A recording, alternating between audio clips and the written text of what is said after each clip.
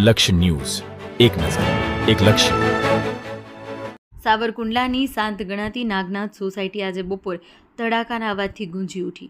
આજે બપોર અંદાજે 4:25 કલાકે સોસાયટીમાં રહેતા અને શહેરના જાણીતા ગેરેજ સંચાલક ઇન્દ્રકાંતભાઈ જોશીના ઘરે રસોઈ બનાવતી વખતે અચાનક ઇન્ડિયન ગેસનું સિલિન્ડર ધડાકાભેર ફાટ્યો હતો. આ ઘટના એટલી ભયાનક હતી કે તેવો અવાજ દૂર સુધી સંભળાયો અને આસપાસના લોકોમાં અફરાતફરી મચી ગઈ.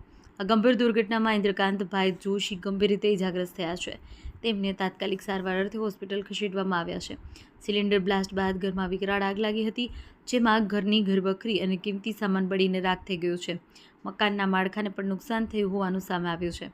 ઘટનાની જાણ થતાં જ સાવરકુંડલા નગરપાલિકા ફાયર બ્રિગેડનો કાફલો ઘટના સ્થળે દોડી ગયો હતો અને ભારે જહેમત બાદ આગ પર કાબૂ મેળવાયો હતો.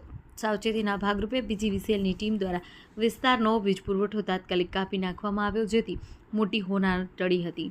બનાવની ગંભીરતા જોઈ ઇન્ડિયન એરો ગેસ એજન્સીના બાબા શેઠ પણ તાત્કાલિક ઘટના સ્થળે દોડી આવ્યા, પરિસ્થિતિનું નિરીક્ષણ કર્યું. હાલ સંબંધિત તંત્ર દ્વારા બ્લાસ્ટના ચોક્કસ કારણો અંગે વધુ તપાસ હાથ ધરવામાં આવી છે.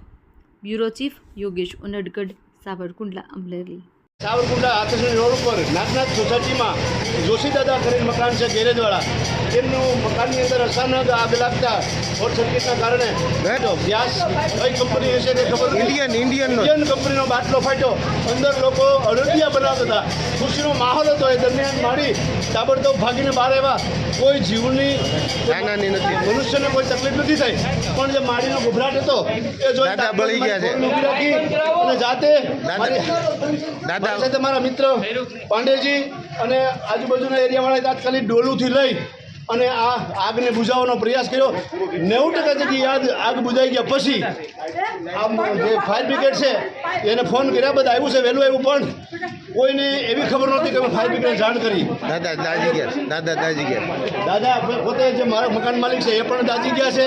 આવી ઘણી નુકસાની છે. એટલે ઇન્ડિયન ગેસવાળાને વિનંતી કે તમારું કામ નબળું છે એ સાબિત થાય છે અને ફાયર બ્રિગેડને તાત્કાલિક આવવું જોઈએ. તો જાણ કરીને છતાંય થોડુંક લેટ થયું. હવે આ સમયે ઇન્ડિયન ગેસવાળાને અમે કાયદેસર વખોડી કાઢીએ છીએ.